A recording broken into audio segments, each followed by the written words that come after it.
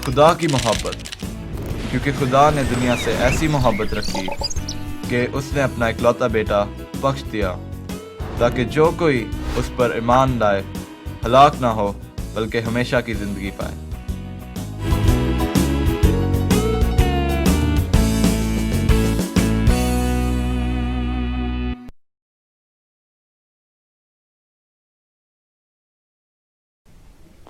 खुदावंद यीशु मसीह के बाबरकत और जलाली नाम में मैं अरीज साकिब आप सबकी खिदमत में सलाम पेश करती हूँ और प्रोग्राम खुदा ने दुनिया से ऐसी मोहब्बत रखी में आप सबको खुशामदीद कहती हूँ।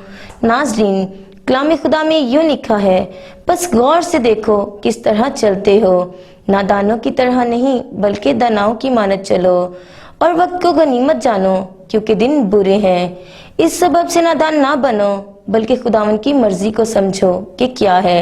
तो आइए नाज़रीन, हम भी खुदावन की मर्जी को समझें और उस पर अमल करें और उसकी प्रस्तिश करें और खुदावन की प्रस्तिश में ये खूबसूरत गीत सुने। तो आइए सुनते हैं।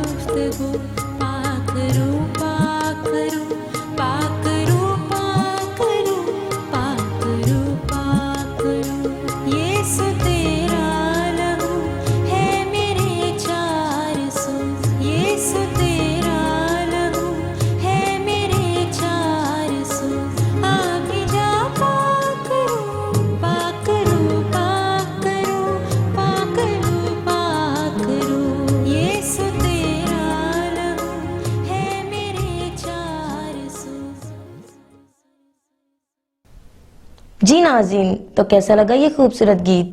मेरा ईमान है कि आपने इसके वसीला से ज़रूर बरकत पाई होगी।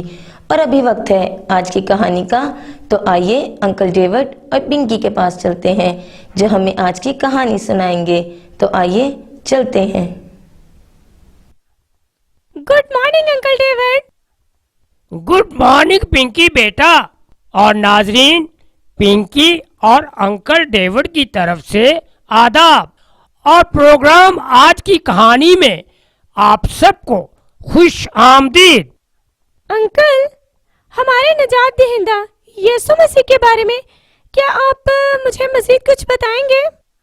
जी जी पिंकी बेटा, बेटा जी खुदावंद यीशु मसीह की पैदाइश एक मौजज़ा था। उनकी पैदाइश के बारे में हजारों साल कबल खुदा ताला ने खुद ही बागे अदन में फरमा दिया था और उसके बाद मुख्तलिफ अंबिया कराम ने उनकी पैदाइश के बारे में पेशन गोइयां की। अच्छा, तो अंकल उनकी पैदाइश के बाद कोई ऐसा वाकया सुनाए जो मुझे और नाज़रीन को हमेशा याद रहे। हाँ हाँ पिंकी बेटा, जब हमारा निजात दहिंदा पैदा हुआ तो फरिश्तों ने मिलकर खुशी के नगमे गाए और उनकी पैदाइश की खुशखबरी गडरियों को पहुंचाई। वाह अंकल, क्या खूबसूरत मंजर होगा जब फरिश्ते हमारे मुनज्जी की खुशी में गीत गा रहे होंगे। अच्छा, तो आगे बताएं। पिंकी बेटा, उनकी पैदाइश के सिलसिला में आसमान पर एक ऐसा सितारा तलू हुआ जिसके बारे में चंद मजूसियों को ही इल्म था। क्या इल्म था उन मजूसियों को अंकल? और ये मजूसी कौन थे? बेटा जी, सितारों का इल्म रखने वालों को मजूसी कहते हैं।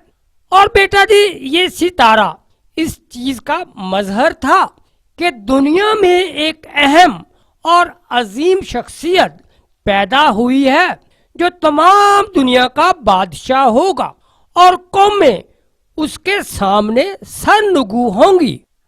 वाह अंकल, यानी हमारे मसीहा की पैदाइश पर आसमान पर एक अहम सितारा तलो हुआ। तो अंकल आगे बताएं। बेटा जी, जब ये सितारा इन मजूसियों ने आसमान पर देखा और अपने इल्म की बदौलत जब उन्हें पता चला कि ये एक अजीम बादशाह की पैदाइश के सिलसिला में तलू हुआ है, तो वो अपने सब काम छोड़कर उसकी जियारत के लिए निकल खड़े हुए। अच्छा, तो फिर? बेटा जी, 1 महीना सफर करने के बाद आखिरकार वो इस सितारे की रहनुमाई में बैतलहम पहुंचे और वहां हेरोदिस बादशाह के पास पहुंचकर उस अजीम बादशाह की पैदाइश और जगह के बारे में पूछने लगे। अच्छा, तो अंकल क्या कहा उन्होंने हेरोदिस बादशाह से? वो कहने लगे, यहूदियों का बादशाह जो पैदा हुआ है वो कहाँ है, क्योंकि पूर्व में उसका सितारा देखकर हम उसे सिजदा करने आए हैं। तो हेरोदिस बादशाह ने फिर क्या जवाब दिया अंकल? बेटा जी, हेरोदिस बादशाह घबरा गया और उसने नए बादशाह और सितारे के बारे में मजूसियों से कई सवालात किए। अच्छा, तो फिर उसने कौम के सब सरदार काहिनों और दानिशमंदों को जमा करके उनसे उस बादशाह के बारे में मजीद मालूमात हासिल की। तो फिर क्या हुआ अंकल? बेटा जी, हेरोदिस ने इन मजूसियों को अलैदगी में बुलाकर कहा कि तुम सब जाओ और इस बादशाह को तलाश करो और जब वो तुमको मिल जाए तो उसे भी खबर करो ताकि वो भी उस बादशाह को सिजदा कर सके। तो क्या वो वाकई हमारे निजात दहिंदा को सिजदा करना चाहता था? नहीं पिंकी बेटा, वो झूठ बोल रहा था। उसका असल मकसद यीशु को कत्ल करना था। कितना बुरा था हेरोदिस जो हमारे निजात दहिंदा को कत्ल कराना चाहता था। तो अंकल क्या वो ऐसा करने में कामयाब हुआ? नहीं बेटा, वो ऐसा ना कर सका क्योंकि खुदा ताला ने हमारे निजात दहिंदा की हिफाजत की। वो कैसे अंकल? प्लीज तफसील से बताएं।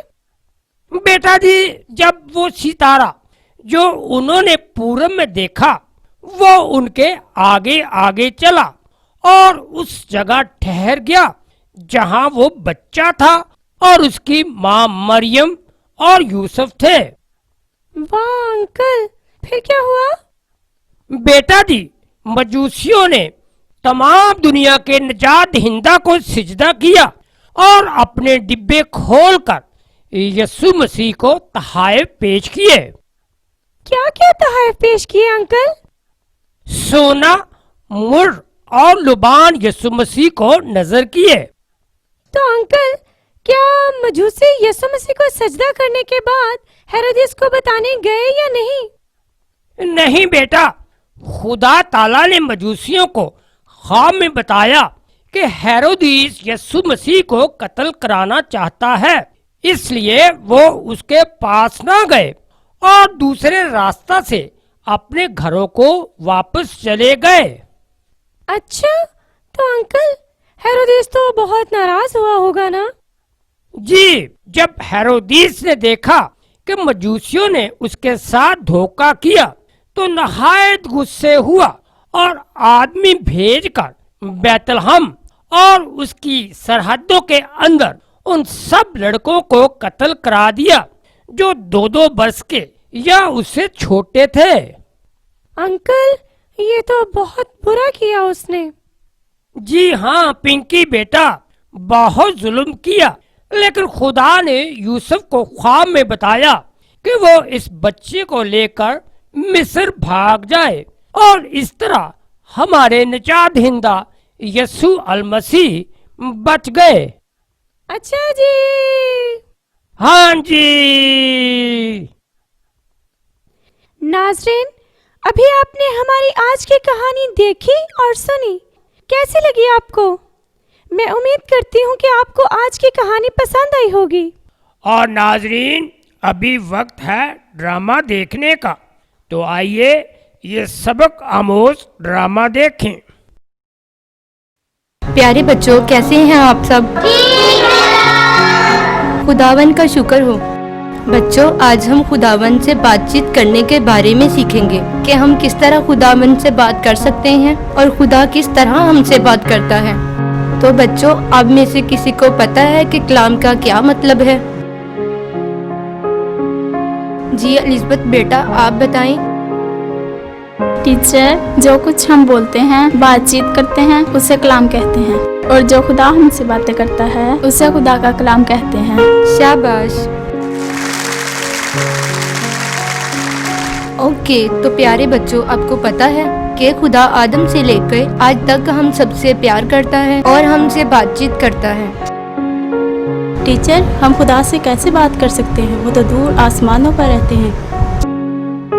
वेरी गुड, ये तो बहुत अच्छा सवाल है। तो प्यारे बच्चों, आज हम इसके बारे में भी सीखेंगे कि हम खुदा से किस तरह बातचीत कर सकते हैं और खुदा हमसे किस तरह बातचीत करता है। बच्चों, जब हम खुदावन से दुआ करते हैं तो वो फौरन हमारे पास आ जाते हैं, तो वो हमारी दुआओं को सुनते हैं और उनका जवाब भी देते हैं। तो जब हम उनसे कुछ मांगते हैं तो वो हमें मुहैया भी करते हैं। इस तरह से हमें पता चल जाता है कि खुदावन ने हमारी बात को सुना है। और जब हम खुदावन के कलाम को पढ़ते हैं तो हमें पता चलता है कि खुदा भी हमसे बात करते हैं। तो जी बच्चों, अब आपको पता चल गया है कि हम खुदा से कैसे बातचीत कर सकते हैं। शाबाश।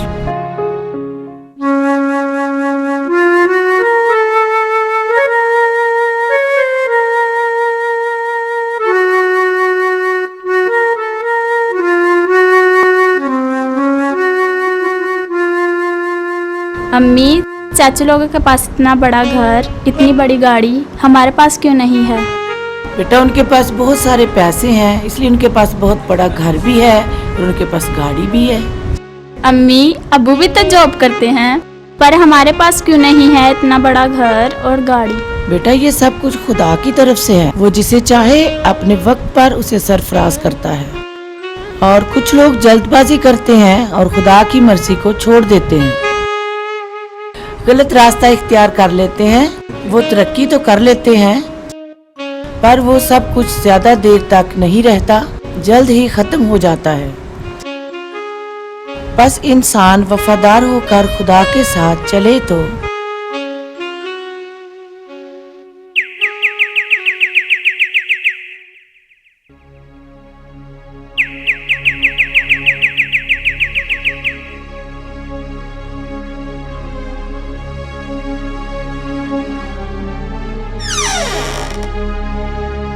सलाम अबू जी।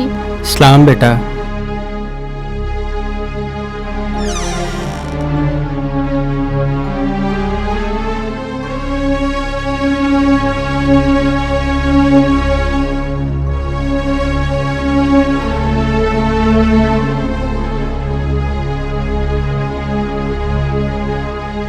क्या बात है, आज आप बहुत परेशान लग रहे हैं। नसरीन, आज एक बुरी खबर है। मेरी कंपनी का कॉन्ट्रैक्ट आज ख़त्म हो गया है। बस दुआ करो खुदा बहुत जल्द हमें कोई नया काम दे दे। मुझे आगे की ज़िंदगी बहुत मुश्किल नज़र आ रही है। आप परेशान ना हो, खुदा सब बेहतर करेगा। मुझे पता है कि आपने बड़ी ईमानदारी के साथ काम किया है। मुझे यकीन है खुदा पर कि वो हमें कभी शर्मिंदा नहीं करेगा।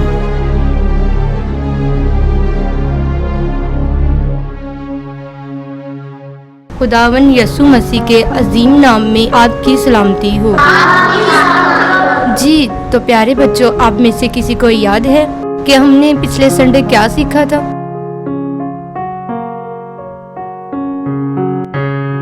महक, आप बताओ बेटा। हमने सीखा था कि खुदा से कैसे बात की जाती है। शाबाश।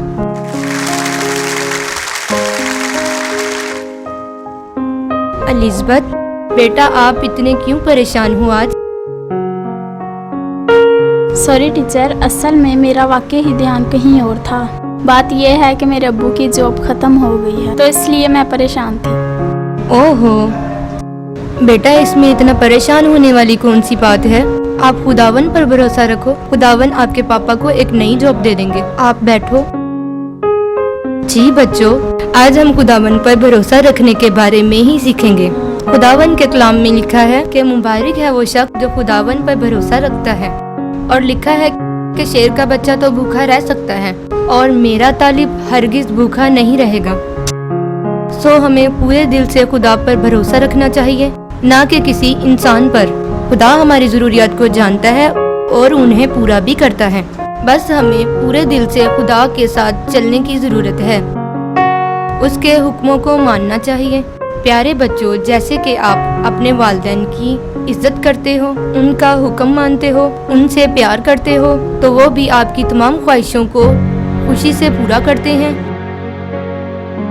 इसी तरह से खुदा जिसने हम सबको बनाया है, हमारी तमाम ज़रूरियात को पूरा करता है और हमारी तमाम ख्वाहिशात का ख्याल भी रखता है।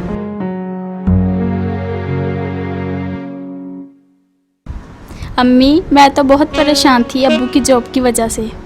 फिर संडे स्कूल टीचर ने मुझे खुदा के कलाम में से सिखाया, फिर मुझे बहुत तसल्ली मिली और मैंने घर आके भी दुआ की। मुझे भरोसा है खुदा पर, वो हमारी दुआओं का ज़रूर जवाब देगा।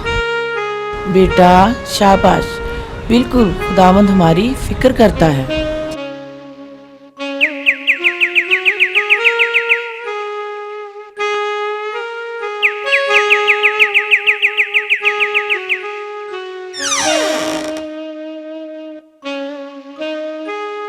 सलाम अबू जी। सलाम बेटा जी, सलाम।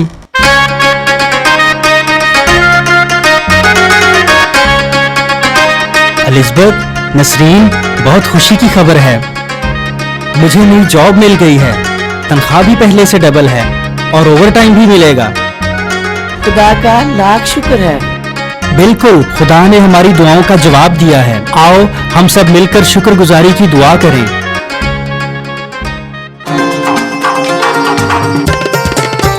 शान तेरी निराली है मेरे खुदा, शान तेरी निराली है मेरे खुदा, प्यार तेरा जो। जी नाज़रीन, अभी आपने हमारी आज की कहानी सुनी और देखी। मेरा ईमान है कि आपने इसके वसीला से कलाम खुदा को सीखा है और अभी वक्त है कि हम डॉक्टर मार्टिन लूथर की मुख्तसर कैटेकिज्म के वसीला से भी कलाम खुदा को सीखें। तो आइए सीखते हैं। खुदा यीशु मसीह के मुबारक और जलाली नाम में आप सबकी सलामती हो। आज हम खुदावंद के कलाम में से सीखेंगे दुआ के बारे में। जब हम खुदावंद से दुआ करते हैं, हम मिन्नत व फरियाद करते हैं, हम इल्तिजा करते हैं, तो वो हमारी दुआओं को सुनता और उनका जवाब देता है। वो हमारी मुश्किलात को हल करता है। और आज हम सीखेंगे कि दुआ क्या है, और इसके बारे में जानने के लिए आए कलाम मुकद्दस में से सीखते हैं। दानियल 9वां बाब और उसकी 3री व 19वीं आयत। और मैंने खुदावंद खुदा की तरफ रुख किया और मिन्नत और मुनाजात करके, आए खुदावंद सुन ले और कुछ कर। मत्ती 15वां बाब और उसकी 8वीं व 9वीं आयत। ये उम्मत जुबान से तो मेरी इज्जत करती है, मगर इनका दिल मुझसे दूर है और ये बेफायदा मेरी प्रस्तश करते हैं। हमने खुदावंद के कलाम में से सीखा, दुआ प्रस्तश का एक अमल है जिसमें हम खुदा से अपने दिल की बात करते हैं। यानी दुआ का मतलब है खुदा से बात करना। हम दुआ में खुदा से मिन्नत व फरियाद करते हैं, उससे बातचीत करते हैं। और मज़ीद जानेंगे खुदा किसकी दुआ सुनता है। आए कलाम मुकद्दस में से इसके बारे में सीखते हैं। ईसाया 1 बाब और उसकी 15वीं आयत। जब तुम अपने हाथ फैलाओगे तो मैं तुमसे आंख फेर लूंगा। हाँ, जब तुम दुआ पर दुआ करोगे तो मैं ना सुनूंगा। इब्रानियों 11वां बाब और उसकी 6ठी आयत। और बगैर ईमान के उसको पसंद आना नामुमकिन है। यूहन्ना 16वां बाब और उसकी 23वीं आयत। अगर बाप से कुछ मांगोगे तो वो मेरे नाम से तुमको देगा।